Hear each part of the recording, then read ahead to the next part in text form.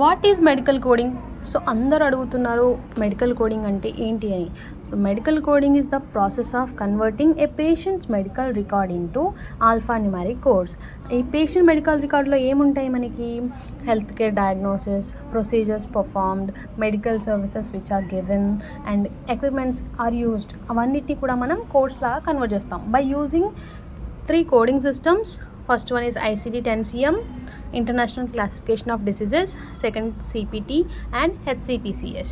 So ఈ 3 coding సిస్టమ్స్ని use చేసుకొని మనం కోడ్స్ని కన్వర్ట్ చేస్తాం. ICD-10-CM యొక్క పర్పస్ ఏంటి?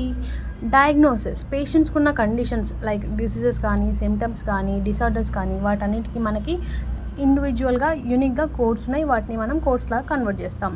అండ్ సిపిటి అంటే ఏంటి? Current procedural terminology.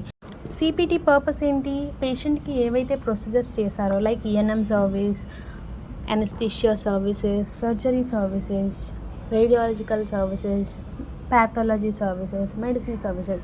సో వీటన్నిటికీ కూడా మనకి యూనిక్ కోడ్స్ ఉన్నాయి అండ్ గైడ్ లైన్స్ ఫాలో అవుతూ మనం కోడ్స్ని ఇస్తాం అనమాట, కోడ్స్ని అసైన్ చేస్తాం.